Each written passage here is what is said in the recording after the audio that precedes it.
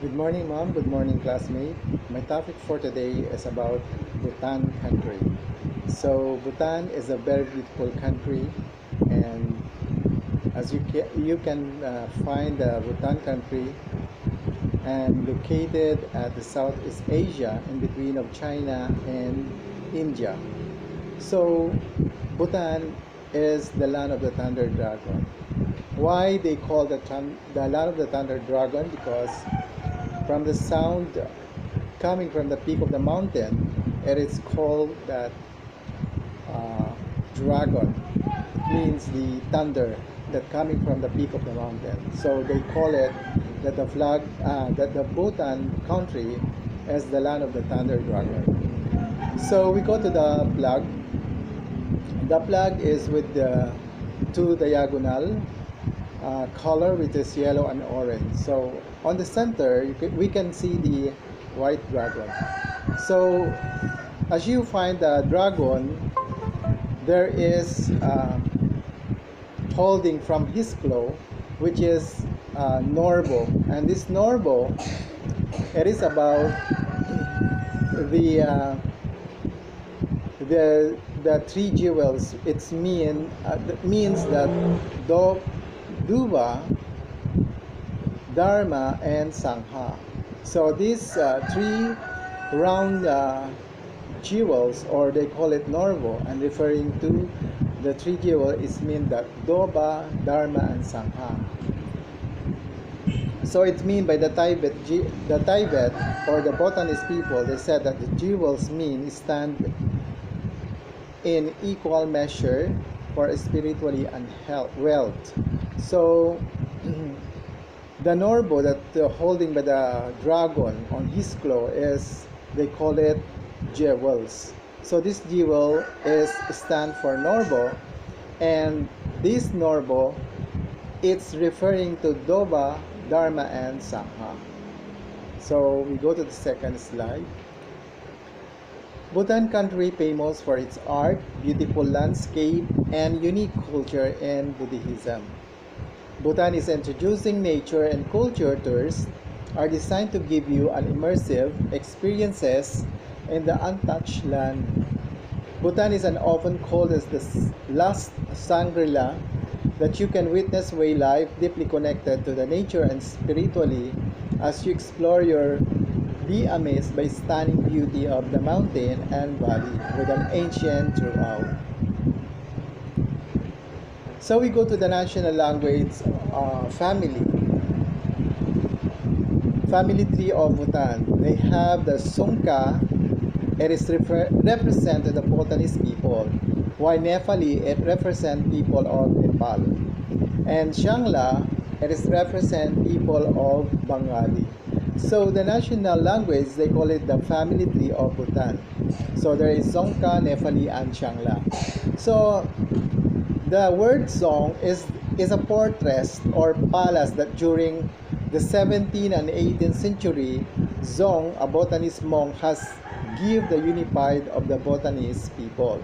While Shungkag state who built the Chong, and Shungka, the national language of Bhutanese people. So the national dress of Bhutan, famous for men and women, are they call Go.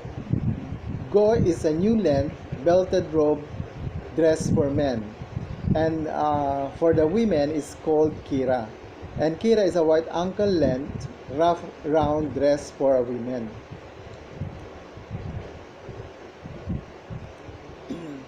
So we go to their national food of Bhutan.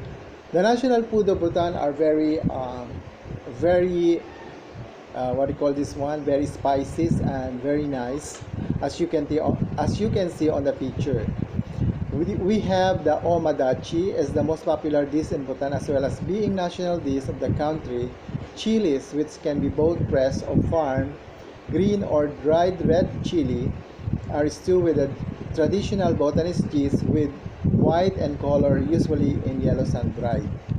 So, and another food that they are very famous is the momos. They call it momos, but this momos is originally from China and staple in Tibet and Nepal, Momos are wet flour dumpling stewed with minced pork or beef with chopped onions and cabbage for vegetable.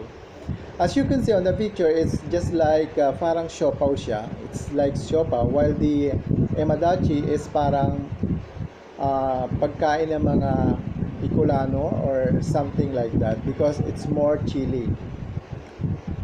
So the last one is puta. Puta is identical to Japanese soba noodles and original to the bontang jali. Bali is essential a buckwheat noodles. So as you can see on the picture also is about the noodles and onion rings. So you can see the onion rings and the noodles on the bowl. So these are three foods that they are most popular in Bhutan, but there's a lot more, but this is only the three foods that we are going to introduce. So we have the culture and tradition of Bhutan.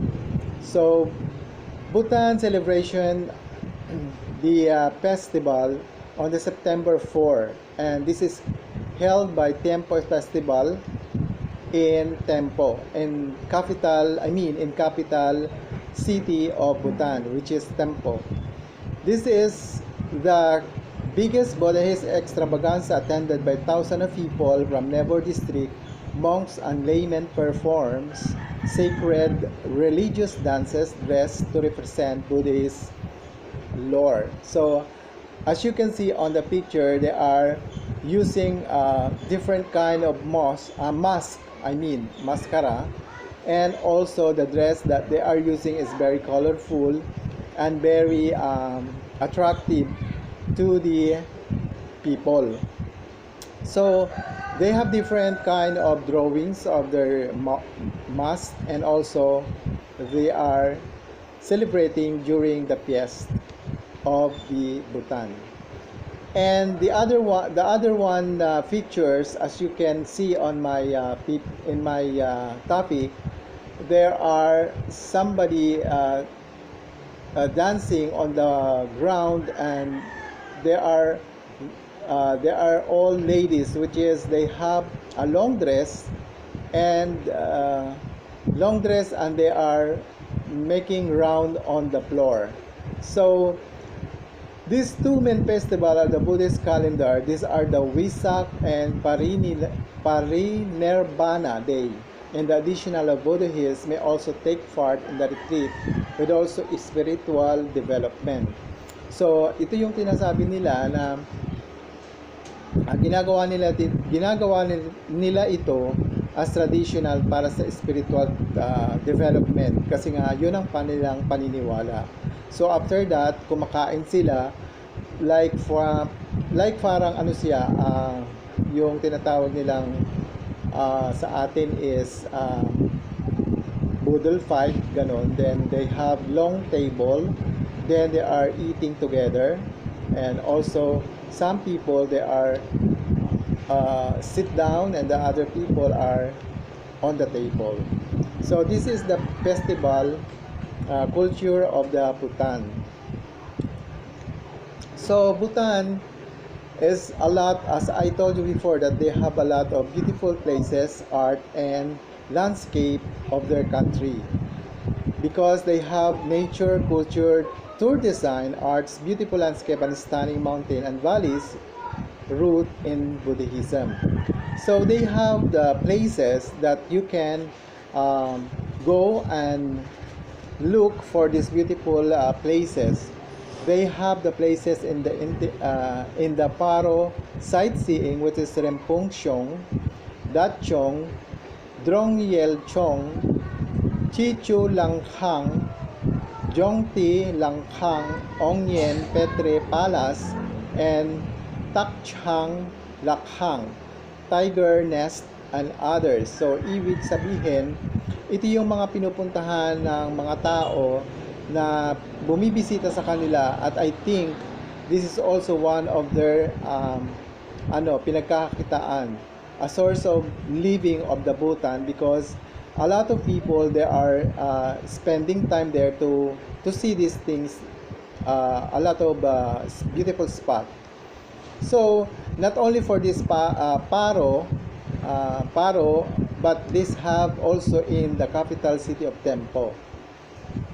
They have Memorial Chorten, Buddha Point, yan yung tinatawag nilang Konsel Pudrang, then Semtok Hasong National Library, Institute of Sorik Jusum and Folk Heritage Museum, Trastian Chuzong Handicraft Shop, Taking Preserve, and Motihang. So these all the beautiful places that have in Bhutan. So these places are very popular and very special to these people because they are inviting their friends. They're also other neighbors of country. They are coming here to see these beautiful places in their country.